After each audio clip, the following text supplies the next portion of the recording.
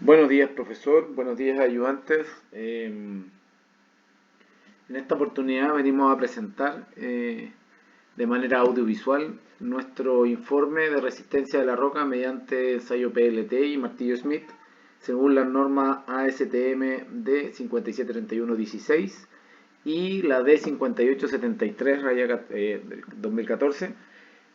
Nuestro grupo está integrado por Cristian Lobos, que le habla, y Carolina Martín, mi compañera, que pronto les va a hablar. Como resumen ejecutivo, eh, el presente informe detalla la experiencia dirigida por el Laboratorio de Mecánica de Rocas, realizado en las dependencias de la Universidad de Santiago, precisamente en el pasaje de acceso al edificio ex Enami, en donde se realizó un ensayo en las bloquetas del piso de este pasaje de acceso, y posterior a esto se recepcionó una muestra del tipo probeta, seleccionado arbitrariamente, y se le realizó una prueba de carga puntual. Ambas experiencias se realizaron conforme a las normas tituladas Determinación de la dureza de la roca mediante martillo de rebote y la determinación del índice de carga puntual de rocas según la norma internacional ASTM. En la experiencia de la utilización del martillo Smith, como la primera parte de la experiencia, se utilizaron dos modelos de martillo, uno especialmente diseñado para roca y el otro diseñado para cemento, de los cuales se obtuvieron los siguientes datos. El tipo de martillo, el de roca, tiene un promedio simple mejorado de 54.3 rebotes, con un factor de corrección de ese promedio simple mejorado de 1.3, con un promedio mejorado multiplicado por el factor de corrección, 72,0, que implica, mediante una metodología que la vamos a mostrar más adelante, la fuerza UCS de 205 megapascales. En cambio, el martillo de cemento tenía un promedio simple de 46.1, su factor de corrección aplicado a ese promedio simple mejorado 1.6, y el promedio mejorado por el factor de corrección da 72.5, con una fuerza UCS resultante de 131 megapascales. Eh, Como promedio simple, el promedio Smith de la roca dio 54,3 rebotes, que estábamos hablando recién. Y para analizar un poco más profundo las mediciones, se realizó un despeje de todos los valores alejados de 7 unidades desde el promedio. Luego se promedió nuevamente y se multiplicó por un factor de corrección, quedando en el promedio que mencioné recientemente. Para la segunda parte de esta experiencia, se realizó el análisis de una muestra del tipo probeta en la máquina de carga puntual en el laboratorio. Primero debió hacerse las mediciones de promedios de diámetro y longitud de la probeta para determinar la relación largo-diámetro, que fuera mayor a 1, que en este caso sí fue, y obtuvimos los siguientes resultados. El tipo fue una probeta cilíndrica de largo promedio 89.43 milímetros, diámetro promedio 62.85. La carga puntual en la cual la roca se deformó fue 16.79 kilonewton, ¿cierto? Un diámetro equivalente de 3.950 milímetros cuadrados aproximadamente, y ese es en base al mismo diámetro promedio, ¿cierto? De 4.71 megapascales, un factor K de 25.09, truncando los datos para poder llegar en el aproximado del diámetro promedio que teníamos, y un UCS de 118.22 megapascales. El ensayo consiste en instalar la probeta de ensayo en la máquina de carga puntual mientras aumenta la carga, expresada en kilonewton. Se inicia el conteo y en este caso la probeta se rompió bajo la carga que hablamos, pero casi a los 19 segundos. Según el tipo de estado probeta por ensayo de carga puntual, por el tipo de corte, está permitido en la norma. Bueno, nosotros recomendamos ahondar más en la geología de la muestra para lograr caracterizar de mejor forma la muestra.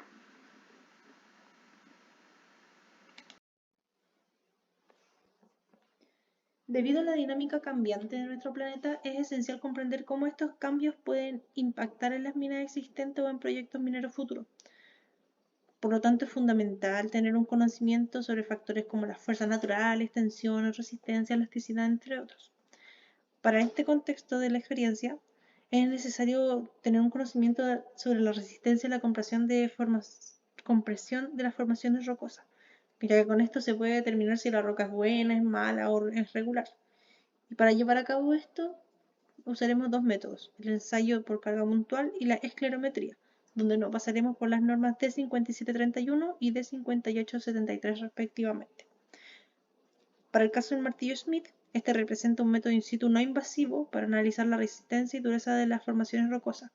Es de fácil uso y se puede aplicar en cualquier lado, no es necesario tener un laboratorio en donde estemos para realizarse.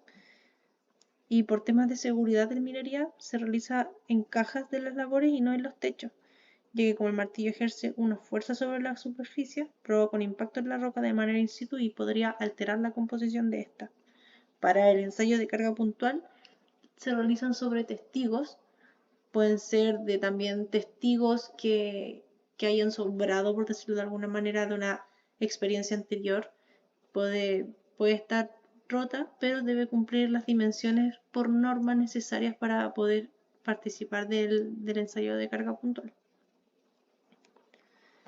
Dentro de algunos objetivos, el objetivo principal es determinar la resistencia de la roca mediante ambos métodos, el de carga puntual y esclerometría, tal como lo mencionan las normas mencionadas anteriormente. Y dentro de objetivos secundarios tenemos conocer ambos ensayos, determinar los factores de corrección, calcular el número de rebotes corregidos por el caso del martillo Schmidt y obtener los valores UCS en ambos casos. Dentro de algunos alcances, para el primero el caso del martillo Schmidt, no se controló ni la temperatura del martillo ni de la adoquín, y esta por norma decía que ambas debían estar a la misma temperatura. Tampoco se puede estar seguro de que el martillo se puso exactamente a 90 grados de la muestra, ya que no tuvimos como un elemento para verificar esto, pero se intentó hacerlo de forma manual lo más cercano posible. También mencionar que utilizamos martillos L y N para la experiencia, o sea, de roca y de cemento. Y el valor de rebote por industria del yunque de verificación para la calibración es de 72, que fue el que utilizamos. Y para el ensayo de carga puntual, el ensayo de carga puntual se realizó con un ensayo axial y la velocidad a la que se incrementó la carga podría no haber sido la óptima, ya que esta menciona, según norma, que tiene que ser de forma constante y al ser la primera vez en la experiencia se realizó más rápido de lo normal, pero de todas formas cumplió con el requisito de fracturarse entre 10 a 60 segundos con lo que fuimos cronometrando. Dentro de algunos materiales y elementos de seguridad necesarios para la experiencia, primero siempre contar con el overol y zapatos de seguridad al entrar al laboratorio para evitar cualquier tipo de accidente. Está el martillo Smith, o que utilizamos una regleta para tener una medición de la adoquina en donde se realizó la experiencia, un plumón para hacer la enmarcación, el yunque de verificación para calibrar este martillo, el pie de metro digital para el caso de ensayo de carga puntual, donde medimos las longitudes largo y diámetro, tres distintas dimensiones, para luego promediarlas y obtener ambas. También la máquina de ensayo de carga puntual, que es la que se observa en la parte derecha de la presentación. Yendo con lo que es el desarrollo experimental, primero para el caso del martillo Smith, primero se realiza la calibración de este martillo, utilizando el yunque de verificación que se mostró y se ve en la imagen, tomando 10 mediciones y luego promediándolas y sacando el factor de corrección con el que ya entregaban. Luego se enmarcaron los puntos para medición en el adoquín, donde diseñamos 15 puntos en la superficie de la muestra. Se ubicó el martillo de forma perpendicular a la superficie y se empezaron a registrar los datos en el cuaderno, para así sacar un promedio y eliminar todos los datos que se alejen por más o menos 7 rebotes al promedio calculado. Una vez teniendo esto, se vuelve a promediar y se aplica el factor de corrección según yunque, y así se obtiene el número real de rebotes aplicado al factor de corrección. Aquí ya está lo que es el procedimiento según la norma, donde parte de la diferencia es con lo que nosotros realizamos es que se hizo una selección de un martillo. Nosotros para nuestro caso ocupamos ambos Y como se mencionó antes, no se corroboró la temperatura del martillo y de la muestra, pero se realizó todo el procedimiento hasta obtener los valores UCS del ensayo. Para el desarrollo del ensayo de carga puntual, primero tuvimos la selección de la muestra, que es la primera imagen que se puede observar. Registramos las dimensiones de largo y diámetro promediadas. Luego se encendió la máquina, se ubicó la muestra de forma longitudinal entre ambas puntas cónicas, se ajustan los parámetros de la máquina y luego al mismo tiempo que estamos moviendo la manilla de fierro se comienza a cronometrar para ver cuánto se demora en fracturar la roca. Y una vez fracturada se registra la carga puntual de la muestra, que es la tercera imagen que se puede observar, y el tiempo cronometrado. Luego retiramos la muestra de la jaula y le sacamos la foto en el pedestal para ver sus dimensiones luego del fracturamiento. Aquí tenemos lo que es el procedimiento según la norma, donde es importante recalcar que la selección de la muestra tiene que ser de entre 30 a 85 milímetros, debe fracturarse entre 10 a 60 segundos y primordial que la muestra se fracture por ambos puntos de carga. Si no se llegase a fracturar por ambos y se fracturara solo por uno, la muestra sería fallida y tendría que volver a realizarse.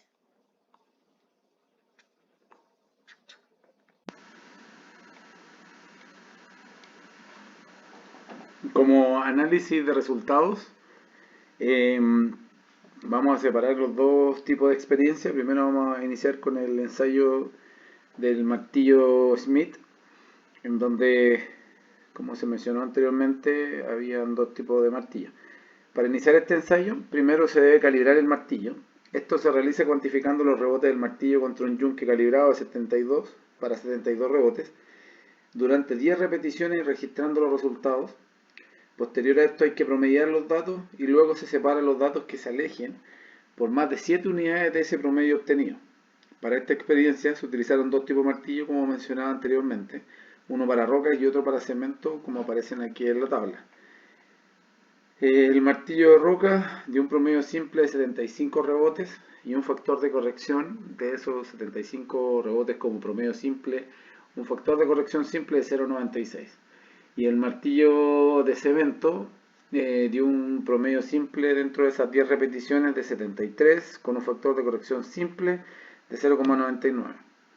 De acuerdo a esto se determinaron los dos factores de corrección y luego con la reducción de datos y debido a las restricciones de las 7 unidades más o menos, resulta un promedio real de aproximadamente 54 rebotes, valor que permite estudiar la dureza de los rebotes y la fuerza de compresión unidimensional, que resultan valores aproximados de 205 y 131 megapascales respectivamente.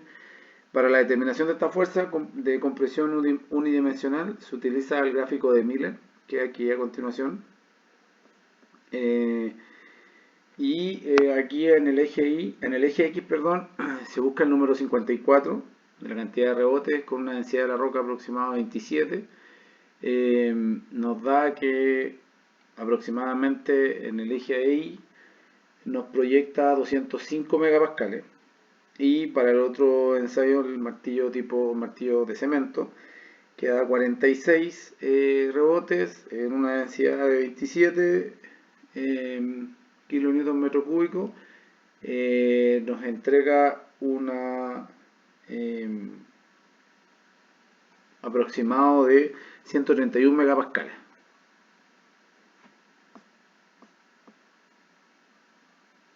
Como dije, para la determinación acá de la fuerza de compresión unidimensional se considera una densidad aproximada de 2.7 gramos por centímetro cúbico o en este caso, como el gráfico lo expresa, en kilonewton por metro cúbico. Para el ensayo de carga puntual, inicialmente se verifican los estándares que se deben cumplir en la muestra para ser sometida al ensayo de carga puntual, que según norma este difiere de acuerdo a la geometría de la muestra, donde mencionado anteriormente, para el caso es una muestra del tipo bloque irregular, por tanto este debe cumplir con las condiciones que el largo de la muestra debe ser mayor a 0,5 veces el diámetro, Dicho esto, se tiene que la muestra tiene un valor de diámetro promedio igual a 62.85 milímetros y un largo de 89.43 milímetros.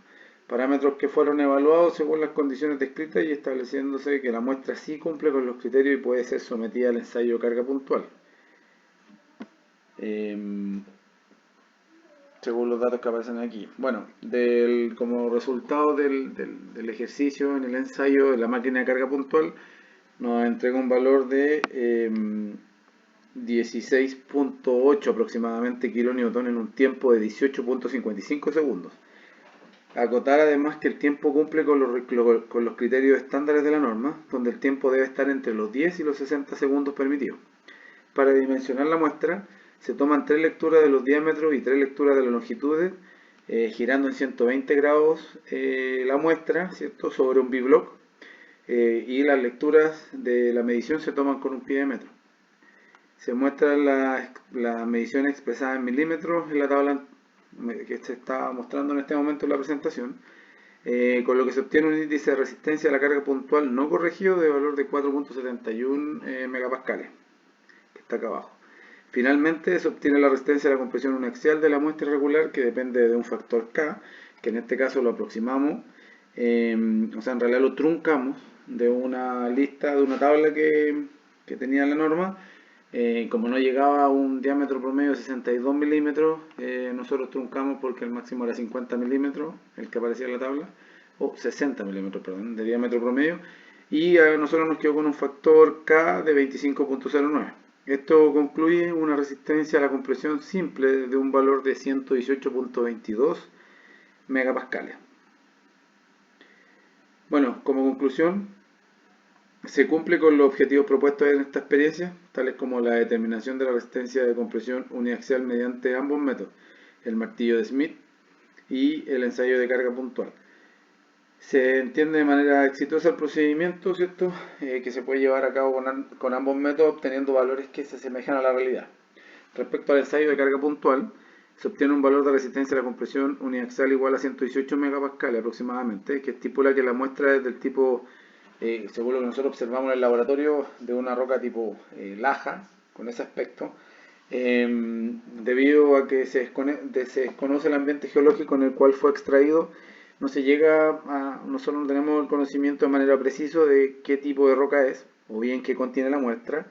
Sin embargo, se llega a conocer la competencia de esta aplicado y demostrado en el ensayo de carga puntual.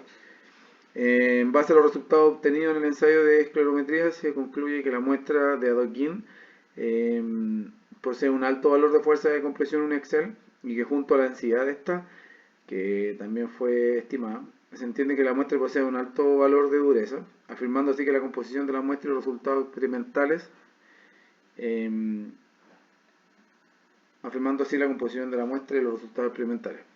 Disculpen. Destacar además que la utilización de gráficos de Miller lo utilizamos para determinar la fuerza uniaxial. No es del todo preciso, obviamente, porque es una aproximación, ¿cierto?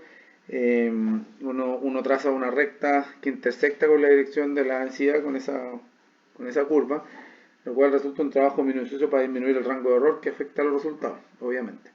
En general, ambos métodos solo realizan estimaciones de la resistencia a la compresión en muestras de roca, son de fácil acceso para fines de estudio. Vale mencionar que el método del martillo Smith puede ser utilizado directamente en terreno en un estudio de afloramiento, paredes de túneles, rocas de caja o mineralizados, lo que sea, lo cual permite una mayor productividad en los estudios durante menos tiempo, ya que no es necesaria la extracción de una muestra para realizar este estudio. Esto previene ciertos errores que puede sufrir la muestra por alteraciones fuera de su naturaleza o bien propiedades físicas tales como la humedad, la temperatura, entre otros. Como recomendación, si se quiere obtener resultados más precisos para el ensayo de carga puntual, es debido además considerar un número de 10 muestras como mínimo, como lo plantea la norma, debido a que las muestras pueden tener ciertos grados de alteraciones y esto afecta a los resultados.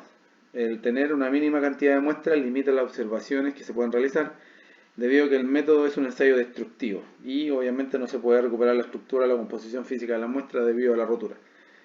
Como recomendación importante es que para este ensayo también con el martillo Smith se debe aplicar el rebote siempre a 90 grados de manera perpendicular, ¿cierto?, respecto a la superficie, ya que cualquier inclinación o posición del martillo incorrecto o fuera de esos 90 grados puede hacer variar las lecturas, registrando un alto rango de error.